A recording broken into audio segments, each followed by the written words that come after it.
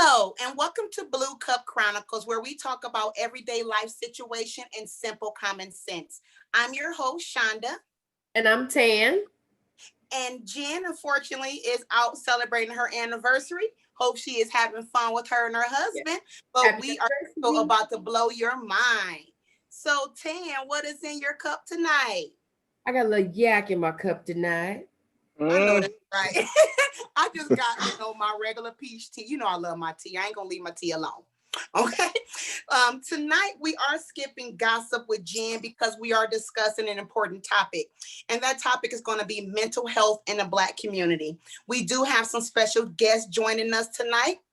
First, we have Kathy. She's the owner of Keep Aiming Forward. She's also a certified life coach. Everybody, let's welcome Kathy to the show. Yes. Hey. Happy. Thank Hello, you. everyone. Next, we have Mr. Frank Sinclair, who is the Chief Encouragement for Dream Again LLC. He is the founding member of Front Range Power Connectors, Pike Peak Pros, and Black Business Network. He serves on the board of directors for CASA, Another Life Foundation, and Power Connectors. He's the recent president of VetNet and the and the founders of the Coaches Collaborative. He serves in the Air Force, father of four, whom all are business executive in the Denver area. He was named Random Act of Kindness Award winning in 2019 and Most Influential Networker in 2020. He is certified in diversity leadership development and impersonal communication. He's also an ordained minister. Let's welcome Frank Sinclair to the show, everybody. Welcome. Yes. Next, we have Danielle Renfro Common. She's a wife and mother of two. She's a certified holistic wellness coach. She is an active volunteer in her community. She's a Bible teacher and owner of Danny Nicole Events. Let's welcome Danielle to the show. Welcome. Yeah. And then last but not least, we have Nicholas Ray Shepherd. He is the father of five. He played in the NBA and the D League for 9 years with teams such as the Lakers, Clippers, Phoenix Sun, and Utah Jazz, as well as teams overseas such as China and Italy and several others. He run a nonprofit called TPA Hoops, which means Today's Pro Athletes Helping Others Obtain Personal Salvation. He also run a leadership program from Louisiana to California and Arizona, which is where he now resides. He works with the WBCBL, where he owns a women's semi-pro team. He's currently the vice president of the Phoenix chapter of the NBR PA. He is the Voting Right Act Commission as well as the Black Legislative Commerce Commission, and he is the director of the Sports for Hebrew Federal Credit Union. Let's welcome Nicholas to the show, everybody. Hey. Hey. Yeah, so I do want to thank you all for joining us tonight. Let's get right to it. I wanted to talk about this topic because of everything that is definitely going on in the world today. Right now, you got COVID, which is rapidly killing people. We're all stuck in the house. Some of us losing our minds. We're discovering unknown faces of friends and family that we had no idea, they were acting like this. It's causing a financial strain on our household. Then you have police brutality, which is a whole different subject of itself, which we will definitely later talk about that. Those two issues alone right now is definitely hurting the Black community and causing anxiety, suicide, and depression. So I want to talk about bringing awareness to the Black community on mental health, how it affects us as well as the people around us, and also hit some points about how it may affect the Black men in the community as well. I want to start with Frank. Frank, do you think in a Black community it's often difficult to acknowledge psychological problems, and if so, why? I do. I just particularly among men. There's a lot of noise in Black men's ears that tell us we're less than, and because that kind of undergirds our sense of worth, and our place in community in the world, we look at mental health as one more stigma that we're unable to take on or acknowledge, when in fact it could be the one thing that's creating other things in our lives, but it's very difficult for a Black man to step forward and acknowledge that mental health may be a concern for them. Absolutely, absolutely. Kathy, same question. Do you think in the Black community it's often difficult to acknowledge psychological difficulties? I do. I do. It seems to be generational. It starts way back before time, um, where especially the Black man is taught that he is not to show his feelings. He is not to show his emotions. He is to take on the weight of the world and just strive with it. Um, and that's where us as women come in as nurturers to let the men know in our lives, or the men that we come in contact with, that it's okay to talk. It's okay to let your guard down. It's not making you less of a man, but how can we help each other, whether it be in a friendship or a relationship or any type of shit, that they may be dealing with? How can you get the help or the care that you need if you don't communicate what it is that needs to be communicated?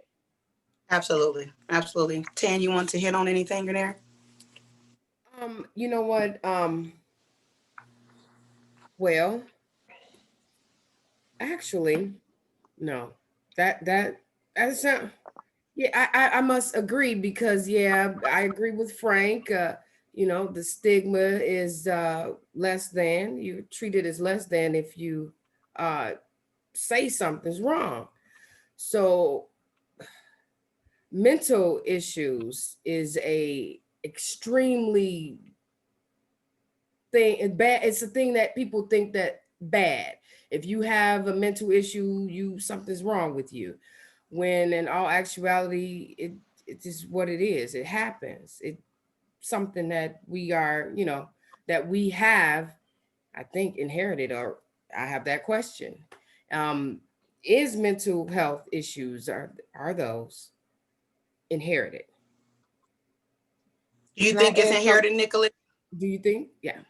Um, I mean, it's the surroundings, the environment, where we grew up at.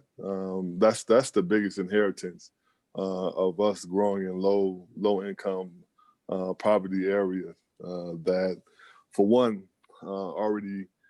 already bleed out the social issues that we have to deal with on a daily basis. So it's the environment. It's us not getting help or having an outlet for communication. Okay. I know back in our day that as warriors, before all this happened, we had our own sit downs and conversations where we had those times where we can digest the information, or even just to get out what's troubling us, and have those safe spaces. Right now, we really don't have a safe space to do that, I just agree. due to the demographics and also the environment that has been created in order for us to introvert ourselves Right.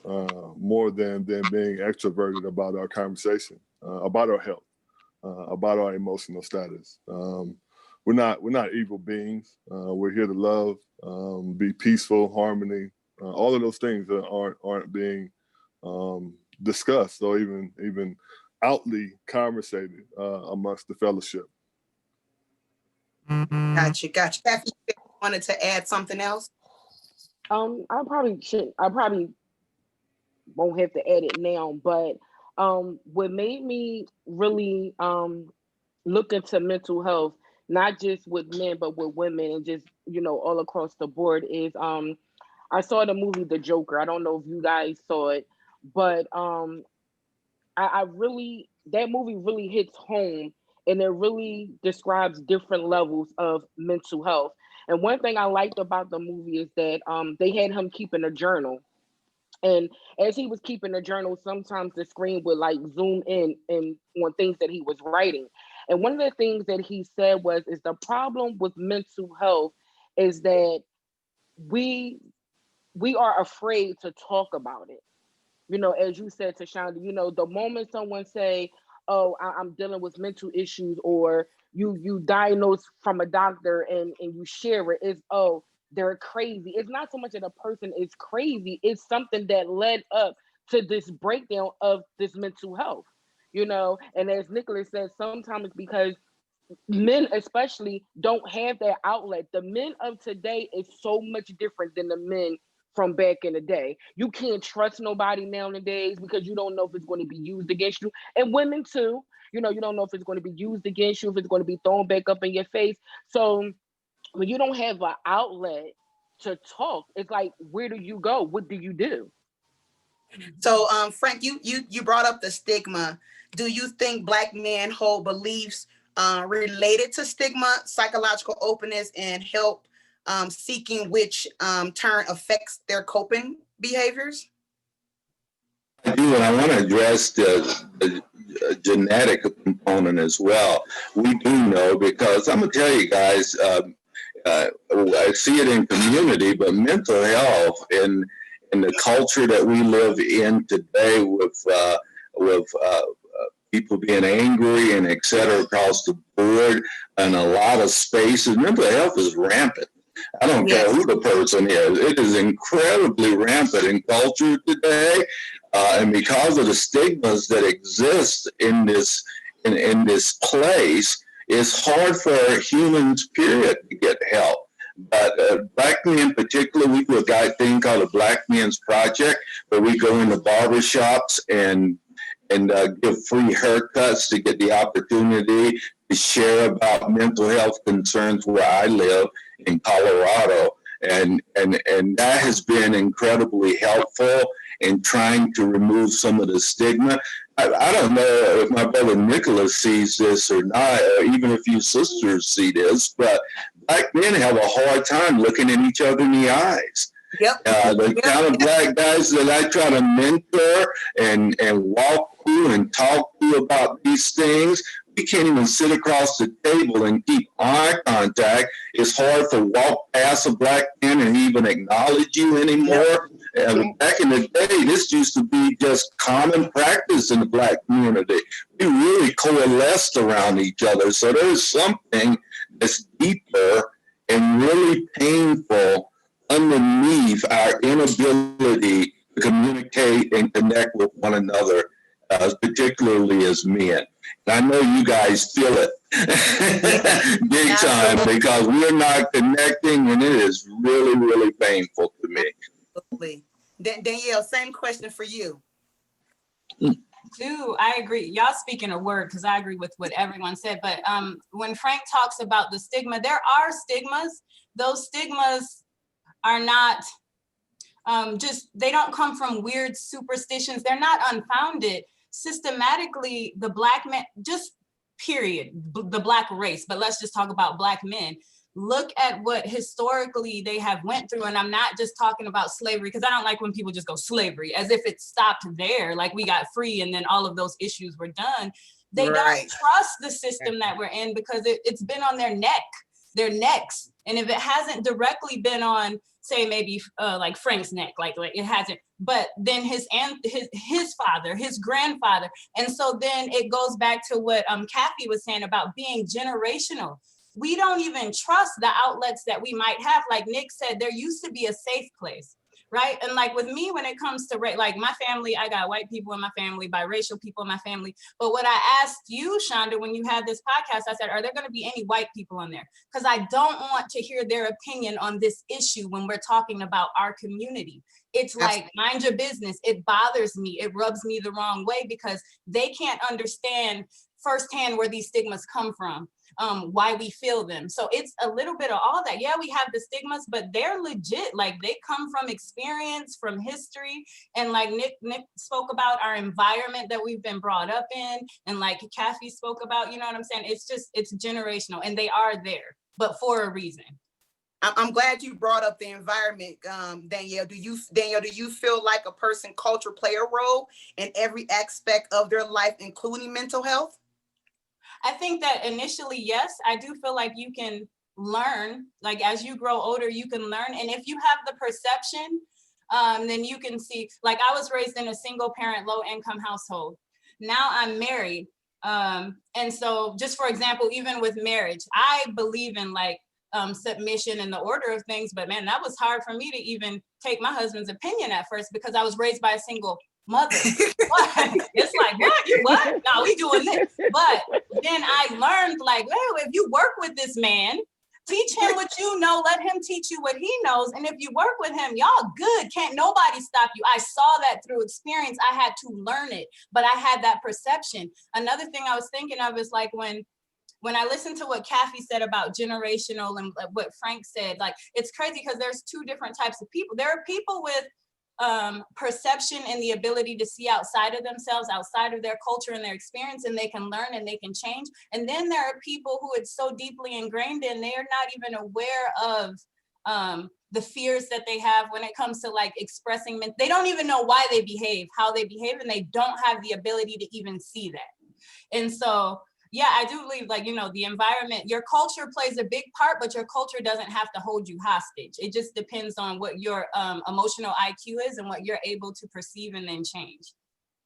Absolutely. Nick, I want to hit with Nick, because I want to hit with you, because I know you are in the sports industry. And there's a question I have with that is in that industry, does the Black men there seek mental help due to like maybe feeling constantly judged all the time or constant competition with others? Or is it the same stigma where they still won't go seek the help as well? They'll just sort of deal with it? I mean, they sort of just deal with it. There's not really any specific counseling, pertaining to the mental health side. Because again, once you come into, your contracts or within the league or whatever, I mean, your main focus is performance. And your identity.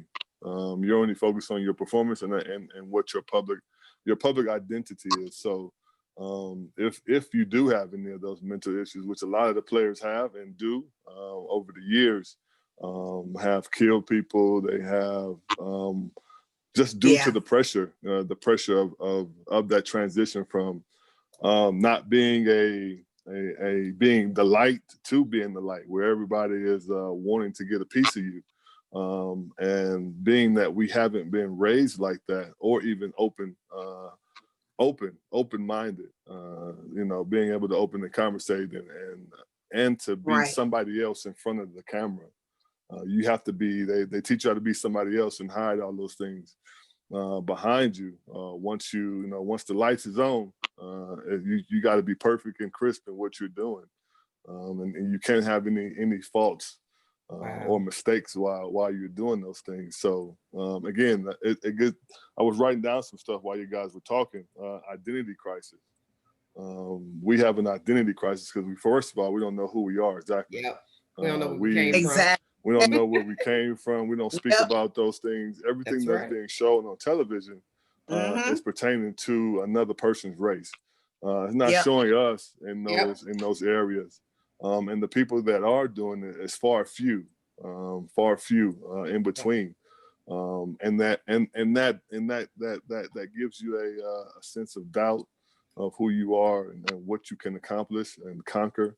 I know when I was growing up in the 70s, and I'm pretty, I wouldn't say I'm old, but I'm old enough to where where we've seen the Black Panthers, we've seen the Black people in our neighborhood, we've seen prominent people come from nothing and to make themselves something. And that's another thing, is that the bridge, it's a gap.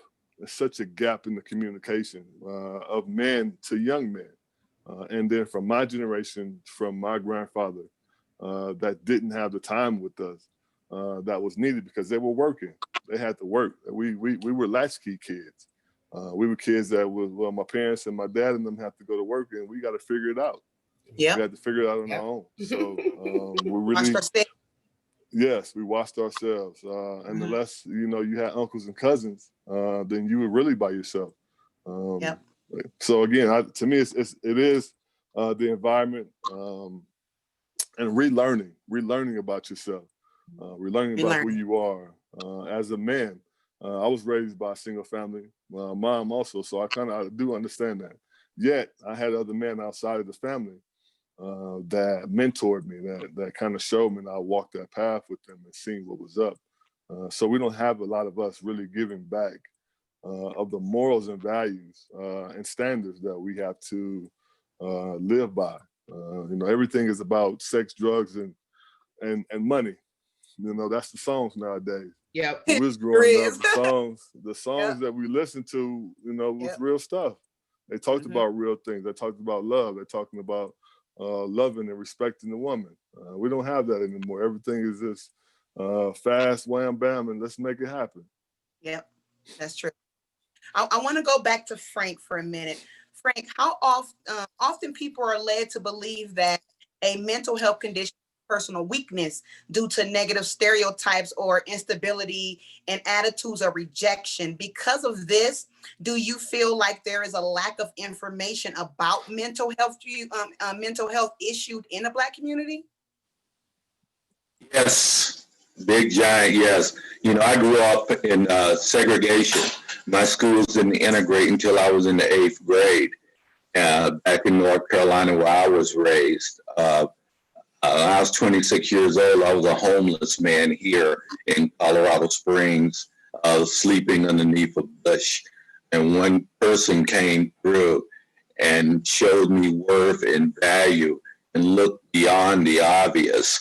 And I think we embrace way too many assumptions about one another, and assumptions not based on facts, but assumptions based on, like my brother said, the media and other voices that have something to gain from those stereotypes, and then we are unable to bridge the gap between that. So I'm older than Nicholas, so I didn't remember the last part of your question. I was born in '56, so Nicholas, I got you, man. Well, so what was the last part of your question again? Because of this, do you feel like there is a lack of information about mental health that's issued in the Black community, given to us, I should say?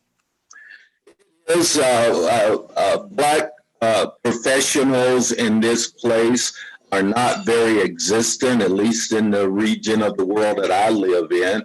And where they are, the salary gap is such an incredible space that it doesn't encourage people to want to walk and talk about the information. Social services and paying people in social work is ridiculous. I mean, on the face of it, it's ridiculous. But they can't even make their own home survive. And then they're out trying to talk to people that are having problems walking through social mental health issues. There's not enough information. And there's too much misinformation, Shauna. That's what really bothers me more than the lack of information. It's hard to counter the megaphone of lies. It really is. And they are shouting so loudly that we can't hear anything else. So, yes, there is a lack of information, but we do need some help on how to disperse that information that people can really hear, embrace, and actually some actionable steps to walk through the mental health concerns that so many people have today.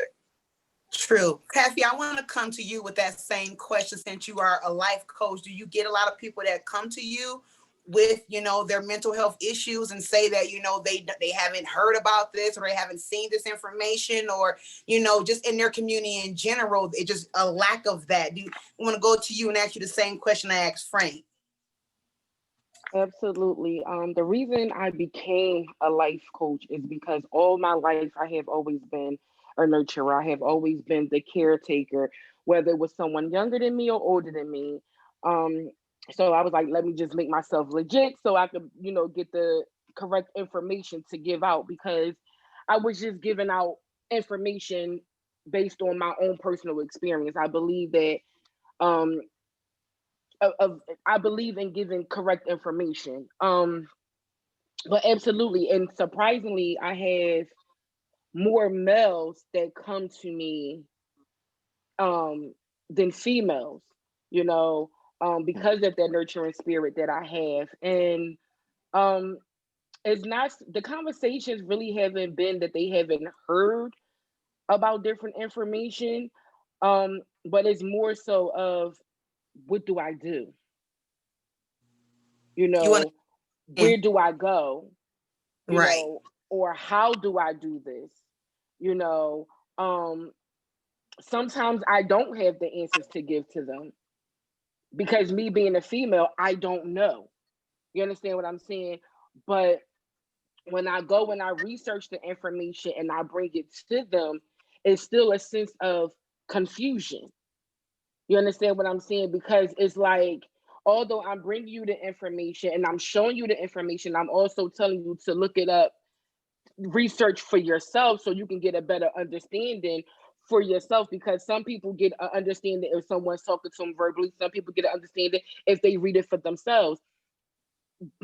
Whatever situation, whatever scenario they may take, is still a sense of confusion because not so much that they're stuck in their ways, but no matter how much you try to teach someone something, if they already have it embedded in the back of their mind, what was already taught to them or what was already told to them, that's what they tend to stick to because people are afraid of the unknown.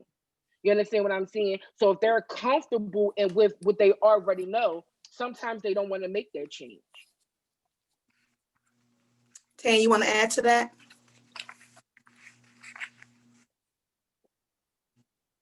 Tan, did you want to add to that? You know, well, I do. Listen, people Come are on, Tan. not, some people are not ready to change at all, no shape, form, or fashion whatsoever. And most importantly, people are not willing to accept that there is something bottom deep down, there is a issue. A lot of people are not even willing to do that at all. I'm gonna tell you something. I have an uncle that jumped out the window because he didn't want to be where he was at in the mental facility. He didn't want to be there. He jumped out of the window, and his rationale was because they was trying to hurt me. He didn't know. He still does not know to this day that he cannot come home. And that is something that really, really hinders people because they don't know that they have an issue because no one has even told them, or they don't want to even believe it. They don't want to accept it. They don't want to accept You're it. right. You are definitely right. You know what the biggest issue is? And I'm a foster child. I grew up in foster care and children's home, right? So I wasn't taught love. I wasn't taught about etiquette in regards to a female or, you know, different things that you're supposed to be taught. As I got older and started seeing different things, whether it was in my foster homes or children's homes, just the love and nourish that other people were getting, I knew that's something that I wanted. So I had to teach myself. And I tell people at a certain age, you can't keep blaming something that happened in the past for what's going on now. You have to take some type of accountability for yourself and start teaching yourself if necessary to make it better for you. But what was I going to say? I done lost my train of thought. I was trying to piggyback off of Nicholas. Oh my goodness, I done lost. I'm so sorry, y'all. Okay, well, you remember All I done lost good. my thought. back. It's all good. Oh But God. yeah, Oh no, no, that's when the he was saying some people when he said people don't know who they are. I just did a women's conference back in February. And I'm also a book author. And the first question I asked when it was my turn, I picked certain, you know, different ladies and I said, "Who are you?" One female gave me her name. I said, "Okay, thank you." Second person did the same thing. But it was a third girl that I picked out, and I later found out that she was an author too. So she pretty much knew what I was doing because some classes teach you this as you become a writer. So when I asked her, I said, "Who are you?" She went, "My name is such and such, such and such. I am da da da da da da da da da da da da da." Some people don't know that. I just collaborated a book with a woman, and it's called "You May Know My Name, but You Don't Know My Story." We are so content with just telling people our name, but okay, that's your name, but who are you? Who are you? What is the story behind your name? And why are we too afraid to tell our story? And as I'm getting older, I'm starting to learn that when somebody asks me who I am, I'm not just saying my name is Kasi. I'm saying my name is Kasi, and I'm giving them a brief synopsis of who I am, so they can know who I am. You don't have to tell your whole story, but just so somebody can feel comfortable to open back up to you, because you never know, just that little bit can help the next person to open up. And you may be the person to help them, or they may go to somebody else and be like, yo, I just had this banging conversation with Shorty, and they may start opening up, telling their story. That's how I think it needs to start to begin, whether it's the male community or the female community, because we're so uptight and so shut down because of being afraid. We have to stop being afraid to tell or show who we are. God, I'm very spiritual, and Shashandra, you know this. And I strongly believe that out of 5 people that you go to, 4 people may reject you, but that one person is going to be there to help you, because that's the person that God put in place to help you. You understand what I'm saying? But how will we know if we don't start with the 4 other people? Let me bounce back to Nick here. Nick, what was you about to say? No, I was just kind of reiterating, and what she was saying is the identity part and just being afraid. We live in so much fear. Everything that we watch on TV or see or hear is fear based, especially within our culture and network. We're not supposed to do this. We can't do this. Fear this of, we have to worry about the police brutality. It's always perpetual upon building that fear, and also being the spiritual people that we are. We have to understand that we are the I am presence, that we are the leaders in this time, this transitional time. It's what's bringing people together. After this COVID stuff hit, I really felt about this whole thing was a transition for us to really think about what's important. Is it the material wealth that we're gathering for somebody else? That we're building somebody else's empire? That we have been the people that have built this nation, and we continue to be the culture within this nation.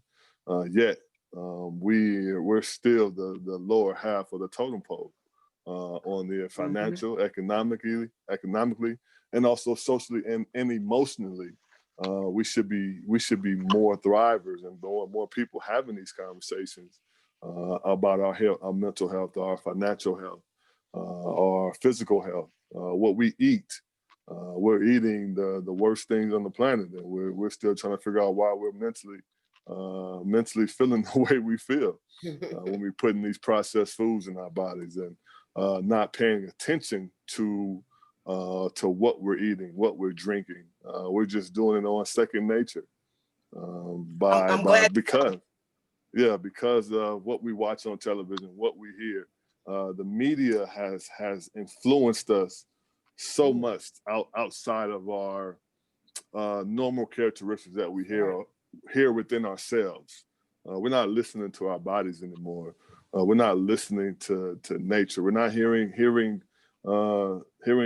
from the natural influences that we used to get from the earth, because of all of the influence from the other frequencies that are being passed on to us.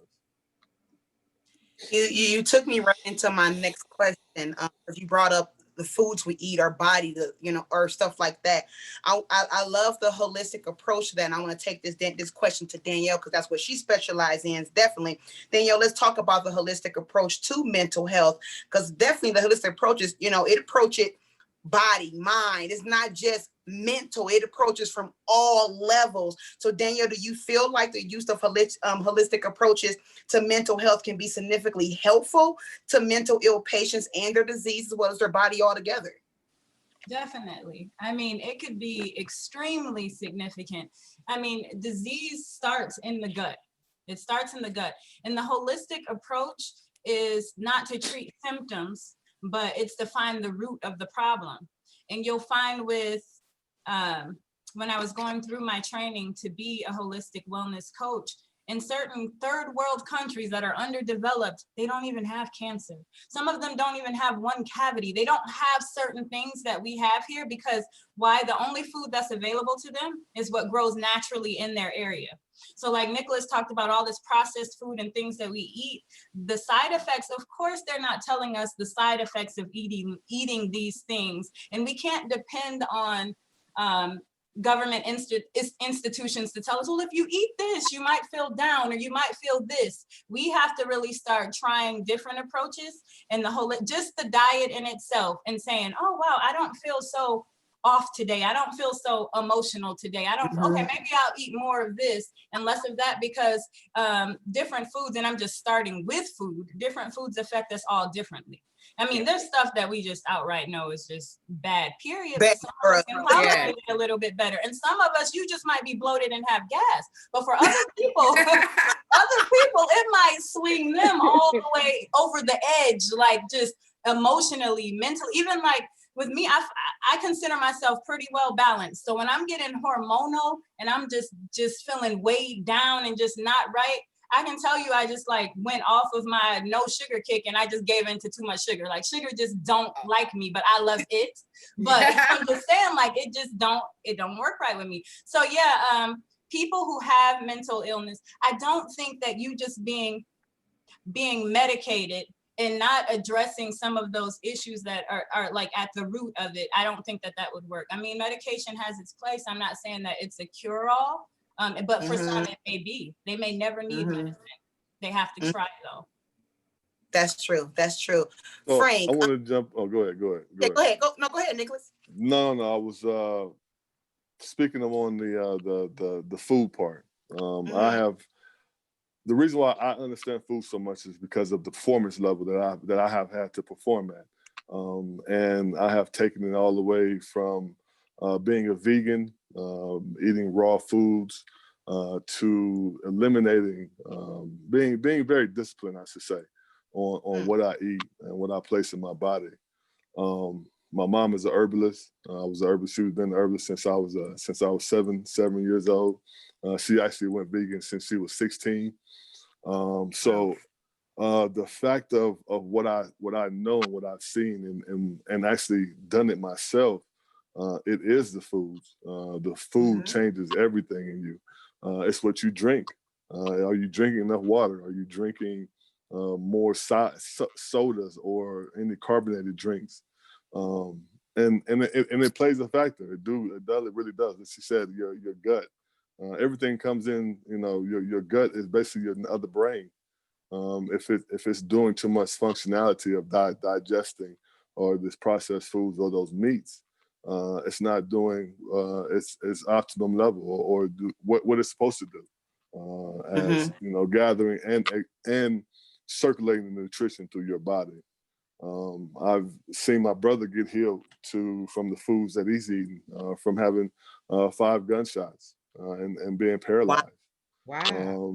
By just going vegan, and also building our own brand of strictly vegan soulful foods, where we don't cut the cost of the flavor, yet it's all plant-based, where everything happens through that. Again, it's a choice, and it's something that our discipline of our mind and mind, body, and soul, with all those components, you have to work on all 3 of those at one time. Absolutely. I agree totally. I know Kathy talked about her being in foster care and stuff like that. Frank, I want to come to you with this.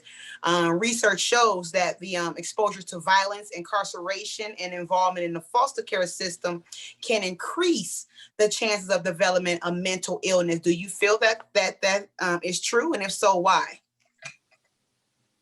Shonda, I don't have much experience there, to be perfectly honest with you. With the foster care, being on the board of directors of CASA, we advocate for kids that have been abused and neglected in the court system, is what that organization does. So seeing it from more of a professional point of view, not really being in the trenches of children that are that way, even though we were raised in poverty ourselves. But fortunately, we had parents that stayed around, even though it was traumatic and all those things. But at least they were there, right? So that was helpful. So I'll hand off that question, Shonda, to someone that's probably more qualified to answer. Kathy right there, since she was in the system. Same question for you. You know, it shows that exposure to violence, incarceration, and involvement in the foster care system can increase the chances. Do you believe that that's true? And if so, why? Absolutely. Because I'm a product of that. Um,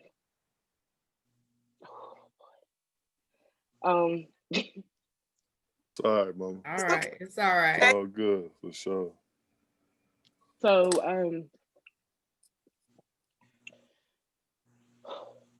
okay, I'm together. As I was saying, yes, I'm a product of that. I went into foster care at the age of 8. Two situations brought this into place. One was I was molested. That turned into penetration. Wow. And then my mom tried to kill herself. So I experienced my first trauma at a very young age. Because I was the oldest child, dealing with a mother who was an addict and everything else that was going on, I became numb at a very young age, to where I just took what was done. I was in foster care, basically from the age of 9, because they tried to place me with my grandmom at first, and that turned out to be a whole different situation, a whole stressed out situation. So they actually placed me. So I was in it from the age of 9 officially until I was 15.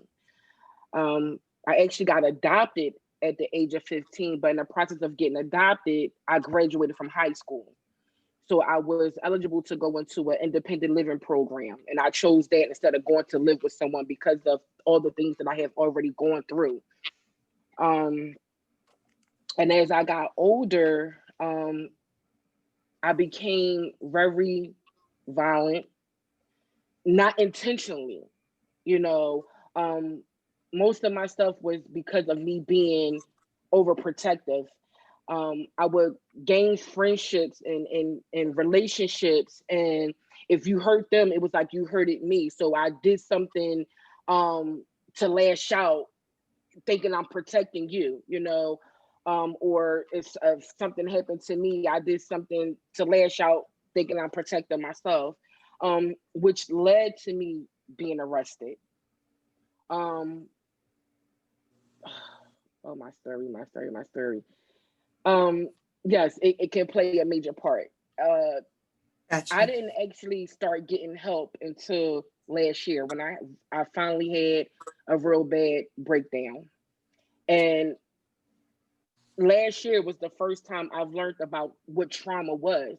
When you hear trauma, people think a car accident, something to that nature, you know. But trauma is a whole list of things Yes, it is. that goes under trauma, you know. And I learned that because I was molested, because I was abused physically by my mom, physically within a relationship, dealing with death, you know. I've been shot, I've been stabbed, like, you know, that's all trauma. But Wow. when you don't know what it is, you can't get the help for it until sometimes for some people it's too late. And you think it's life. You just think it's Right, life. You dismiss it as this is right, what's happening in my life. right. And surprisingly, even with my background and my history, you know, I was a teacher. I was in the army. I was in the Army Reserves. I was a teacher for 4 years. I worked with the FBI. Was a police officer for 2 years. You know, and then my last career was I taught behavior modification to children that lives in poverty. because I can relate to 95% of them. Right. I'm trying to break curses to let them know that this is not it. There is help. Like there's people that care. I didn't have that growing up. What I mean? Being in foster care and, even in incarceration, people is all about the check. They all about the money. They not all about sitting down, having a conversation with you to find out what exactly is going on with you that led you to where you are. Right. So to answer your question, yes. Yes. Gotcha. Tan, do you have anything to add to that? No, I mean, I just chimed in a little bit, but no, it is all about your experiences. And if you were raised a certain way and you don't really think that there's anything wrong with you, you think that this is the normal, this is supposed to happen, I'm supposed to be where I ended up, I'm supposed to be there because I was there, I was whatever was done to me. And then it's very I understand, but it's kind of hard for people to understand that they are not the person that did the problem, that they're not the perpetrator, basically. Right. This happened to you. The other person that did this act to you are to blame. So, when people are considering like, this happened to me because of this and that, but if I was not there, no, we can't keep making ourselves the blame. We can't say that, because it's not always, it's not the victim. The victim is not the problem. Mm-hmm. Never the problem. Yeah. But well, That's true. I do have a question. Good. Well, let's I want to start with Danielle first. What does mental health mean to you, or what does it mean to be mentally healthy? Ooh, and you started with me because I'm sorry. No, well, so what it means to me personally, just coming from a personal perspective, it's not going to mean the same thing to everyone else.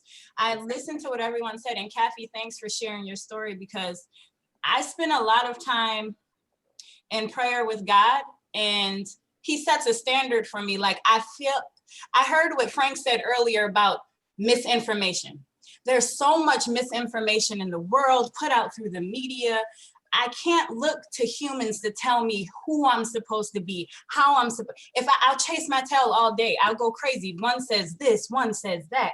And so for me personally, I know everyone may not have the same beliefs, but I do believe in the Bible. I do believe in a creator. And so I had to get to a point for my own mental health where I said, I don't really care to be the best wife, mother, or daughter. I feel like I want to be the best servant of God. I want to have the best relationship with him that I can. And that's not even my 100% is somebody else's 25. Like I'm so imperfect. But for me, I'm good. Like as long as I'm attempting to do right by him, I see how I affect my neighbor. I see how I affect my children. Everything. It's just this, I don't know. I put out good, I get back good. When it starts being and so that's how I stay mentally balanced, period, point blank. If I can look to God and see that like he sees me trying, attempting, I don't even care how many times I miss the mark. I know that's all I can do. I don't need to be judging myself according to other people's standards. I know a lot that we're talking about when it comes to mental health. We say, Kathy said, people come to her, but they kind of don't want to change because and it's like so much, humans put so much stock into what other humans who are successful say, or what this athlete might say, or this celebrity, or let me do this, like, so I can be like Beyonce. I don't care about no human. I'm sorry.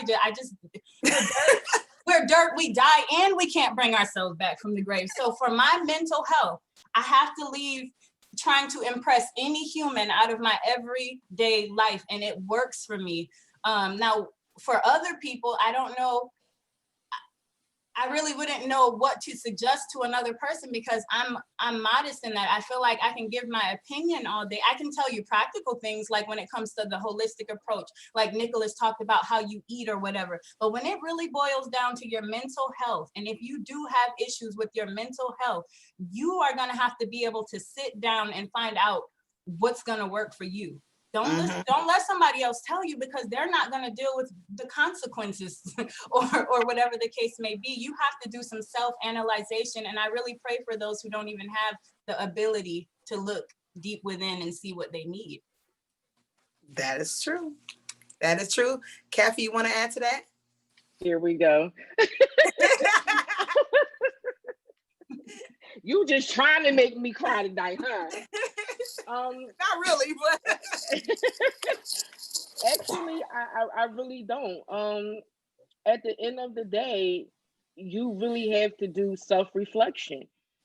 You have to learn yourself, even if you got to start over every time. It starts with you. No matter, it starts with you. As Danny said, people can tell you stuff all day long. You can see stuff on television all day long. You can see stuff happen around you all day long. But what are you going to do for you? You know what I mean? Like, I can tell you all day long, Tashonda, wash the dishes this certain way. You know what I mean? Put bleach in your water first, and then put the dishwashing liquid in there, and then wash the glasses first, then the forks, and all this other stuff. But you have to do it the way I want to do it, in a way that's best for you. Yeah. You know what I mean? You may not have no forks and stuff in the sink, so my strategy is not going to work for you because there's no forks in the sink. You understand what I'm saying? So at the end of the day, people have to work it out for themselves, but also seek the help that's needed. You understand what I'm saying? Because help, we all need help some kind of way. You know what I mean? But you have to trust the process. Let me go to Frank here. What you about to say, Frank? Thanks. Yeah, I really wanted to add to that piece, because to me, here's the deal. It's human stuff. If we make it any more than that, then it becomes more than that.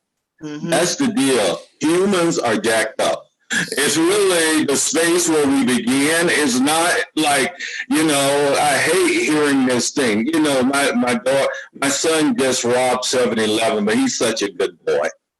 Right? and those are messages that we hear all the time.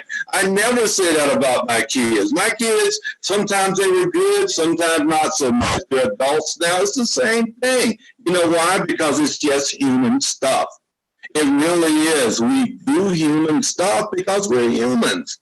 And we mess it up interpersonally. We jack it up all the time. If you're married, you know that's true. And if you don't believe me, I can bring my wife on camera. We jack it up all the time. We really do. And that's the stigma. Because whenever we think it's more than human stuff, we compare. Because my stuff is better than your stuff.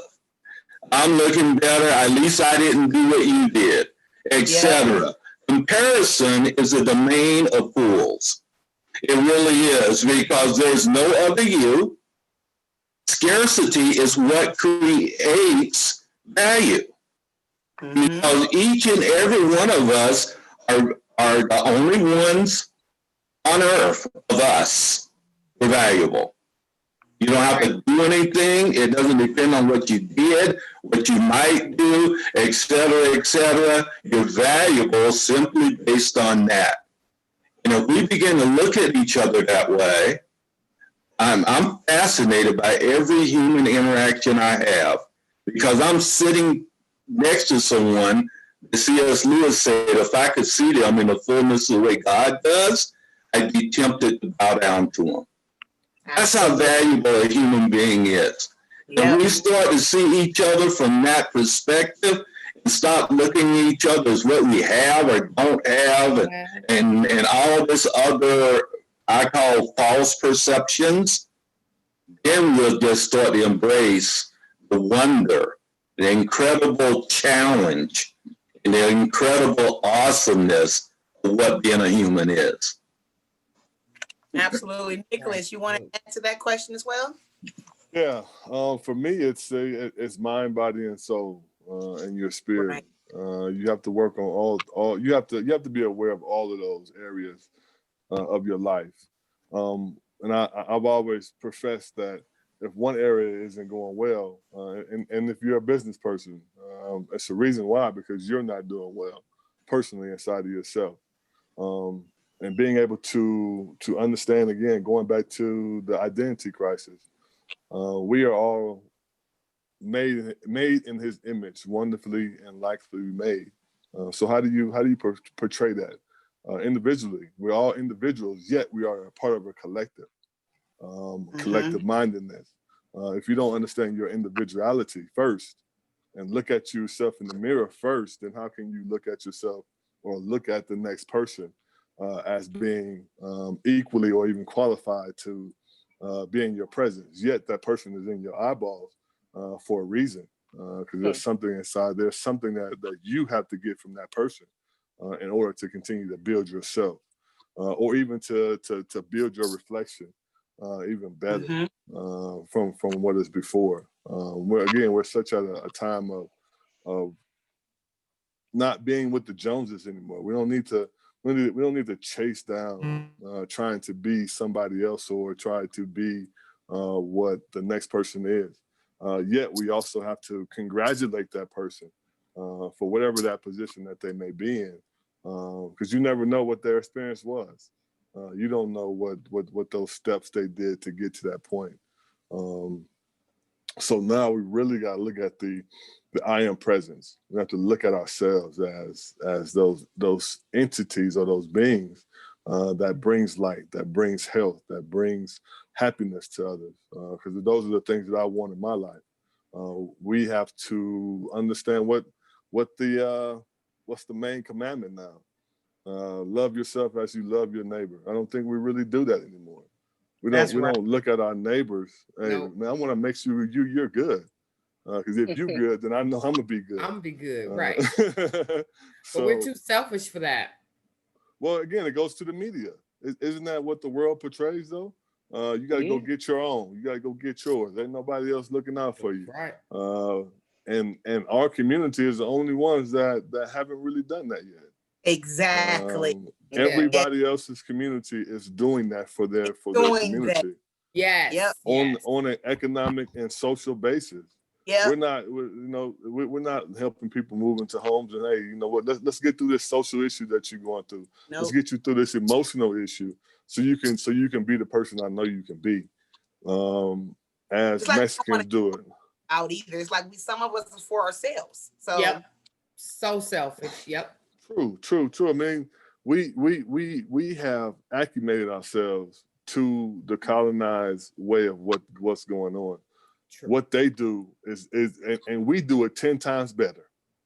They gave us a little bit of what they do, and we just took it and redid it and made it into ourselves, and left the path of how we did it. Totally about how we treat each other. That's right. Yeah. All right.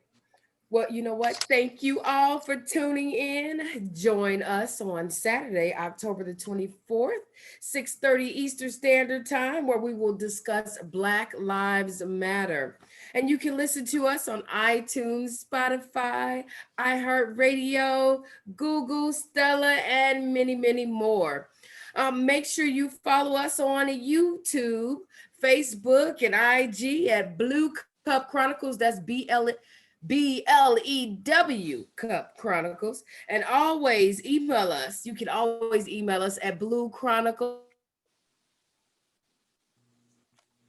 Like she paused there. You can email us at bluecupchronicles@yahoo.com, where you can send us ideas and topics, and you can also remain anonymous or face name or your first name only. Until then, I hope we blew your mind and see you all next week. Alrighty.